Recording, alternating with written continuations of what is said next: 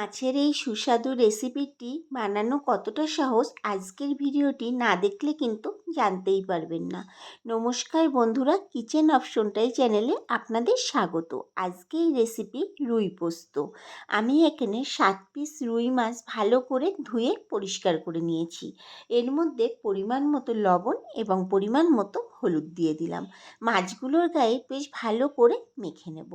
এখন 15 থেকে 20 মিনিটের জন্য রেস্টে রেখে দেব, যাতে নুন এবং হলুদটা মাছের গায়ে বেশ ভালোভাবে ঢুকে যায়। আমি আপনাদের এখানে 15 মিনিট পর দেখাচ্ছি। কড়াইতে বেশ খানিকটা তেল বসিয়ে দিয়েছি। তেলটা ভালো মতো গরম হয়ে গেলে এর মধ্যে দিয়ে দেব 1/2 চামচ পরিমাণ হলুদ গুঁড়ো, যাতে মাছগুলো ভাজার সময় তেলের মধ্যে দিলে তেলটা না ছিটে আসে। এখন মাছগুলোকে তেলের মধ্যে দিয়ে দিলাম। 4 থেকে 5 মিনিট এক পিঠ ভেজে নেব। চলুন অন্যদিকে একটা মশলা তৈরি করে নিই মাছটা ভাজা হতে হতে। আমি এখানে একটা মিক্সির জার নিয়ে নিয়েছি। এর মধ্যে দিয়ে দিলাম পরিমাণ মতো আদা এবং রসুন। ওই 1 ইঞ্চি মতো আদা কুচি করে নিয়েছি আর 10 কোয়া মতো রসুন নিয়েছি, আর দিয়ে দিলাম বেশ কয়েকটা পাকা লঙ্কা। আমি এখানে পাকা লঙ্কাটা ব্যবহার করেছি এই কারণেই যাতে কালারটা খুব ভালো আসে। এখন মশলাটা পেস্ট করে রেখে দেব, আর এই দিকে মাছগুলোকেও উল্টে দেব। অপর পিঠ আবার ভাজা হতে হতে চলুন আর একটা মশলা তৈরি করে নিই। আমি একটা মিক্সি জারের মধ্যে 2 চামচ মতো পোস্ত নিয়ে নিয়েছি, 1 মুঠো মতো কিশমিশ আর 10 থেকে 12টা নিয়ে নিয়েছি কাজু বাদাম। এই মশলাটাও পেস্ট করে রেখে দেব। এইদিকে আমার মাছগুলোও ভাজা হয়ে গেছে, অন্য পাত্রে তুলে নিয়েছি। তেলের মধ্যে কালো জিরে আর শুকনো লঙ্কা ফোড়ন দিয়ে দিলাম। ফোড়নটাকে কয়েক সেকেন্ড ভেজে নেব। এর মধ্যে দিয়ে দেবো মাঝারি সাইজের 2টো পেঁয়াজ কুচি আর একটা বড় সাইজের টমেটো কুচি। দিয়ে দিলাম পরিমাণ মতো লবণ এবং পরিমাণ মতো হলুদ। এখন তেলের সাথে পেঁয়াজ আর টমেটোটাকে বেশ ভালো করে নাড়াচাড়া করে নেব, যতক্ষণ না টমেটো এবং পেঁয়াজটা বেশ ভালোভাবে নরম হয়ে না আসে।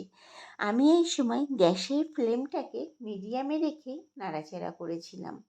5 থেকে 7 মিনিট মতো নাড়াচাড়া করার পর যখন দেখবেন টমেটো আর পেঁয়াজটা এরকম পর্যায়ে নরম হয়ে এসেছে, তখন এর মধ্যে দিয়ে দেব আদা, রসুন আর লঙ্কার পেস্ট। এই মশলাটাকে দিয়ে তেলের সাথে বেশ ভালো করে নাড়াচাড়া করে নেব, আর অল্প অল্প জল দিয়ে মশলাটাকে কষাতে হবে, যতক্ষণ না মশলা থেকে বেশ ভালোভাবে তেল ছেড়ে না যায়। আমি এখানে 8 থেকে 10 মিনিট মতো মশলাটাকে কষিয়ে নিয়েছিলাম। যখন এরকম পর্যায়ে তেল ছেড়ে যাবে তখন এর মধ্যে দিয়ে দেব পোস্ত, কাজু এবং কিশমিশের পেস্ট। এখন সব কিছু বেশ ভালো করে মিশিয়ে নেব, আর পোস্তর বাটিটা ধুয়ে সামান্য পরিমাণ একটু জল দিয়ে দিলাম। এখন সব কিছুর সাথে বেশ ভালো করে নাড়াচাড়া করতে হবে, যতক্ষণ না মশলা থেকে একটা তেল ছেড়ে না যায়। যেহেতু কাজু বাদাম দেওয়া হয়েছে, এর জন্য মশলাটা কিন্তু খুব তাড়াতাড়ি ঘন হয়ে যাবে। এই জন্যই অল্প অল্প জল দিয়ে মশলাটাকে কষাতে হবে, যাতে তলা থেকে লেগে না যায়। আর এই সময় গ্যাসের ফ্লেমটাকে কিন্তু অবশ্যই মিডিয়ামে রাখতে হবে। হাই ফ্লেমে মশলাটা কষানো যাবে না, তাহলে তলা থেকে কিন্তু লেগে যেতে পারে। যখন মশলাটা এরকম পর্যায়ে চলে আসবে, মানে কালারটাও চেঞ্জ হয়ে আসবে, দেখেই বোঝা যাচ্ছে যে মশলা থেকে তেল ছেড়ে গেছে, তখন এর মধ্যে দিয়ে দেব পরিমাণ মতো জল। তবে জলটা কিন্তু এখানে অল্পই ব্যবহার করতে হবে। এই রেসিপিটা একটু মাখো মাখোই ভালো লাগবে। মশলার সাথে ঝোলটাকে বেশ ভালো করে মিশিয়ে নিয়েছি। যখন ঝোলটা ফুটে উঠবে তখন মাছগুলোকে ঝোলের মধ্যে দিয়ে দেব এবং ঝোলের মধ্যে বেশ ভালো করে মিশিয়ে দেব, যাতে দুপিঠই ঝোলের মধ্যে ডুবে থাকে। আর দিয়ে দেব কয়েকটা চেরা কাঁচা লঙ্কা। চেরা কাঁচা লঙ্কাটা দিলে খেতে কিন্তু বেশ ভালো হয়। এখন 7 থেকে 8 মিনিট ফুটিয়ে নেব। 5 মিনিট পর আপনাদের দেখাচ্ছি। আমি 5 মিনিট অন্তর অন্তর একটু নেড়ে নিয়েছিলাম, যাতে তলা থেকে ঘন হয়ে কড়াইতে লেগে না যায়। আবারও আমি এখানে 3 মিনিট মতো ফুটিয়ে নেব।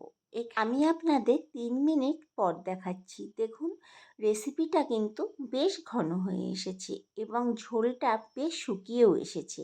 তবে একটা কথা বলতে ভুলে গেছি, কষানোর সময় সামান্য পরিমাণ একটু চিনি দিয়েছিলাম যাতে রঙটা আরও ভালো আসে।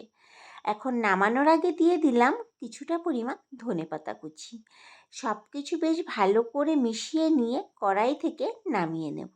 পরিবেশন করার জন্য আমি একটা প্লেটে তুলে নিয়েছি। তৈরি হয়ে গেল দারুণ স্বাদের রুই পোস্তর রেসিপি।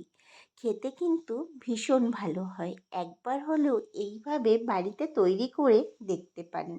সামনেই তো জামাই ষষ্ঠী। জামাই ষষ্ঠীর দিন এই রেসিপিটি কিন্তু রাখতেই পারেন।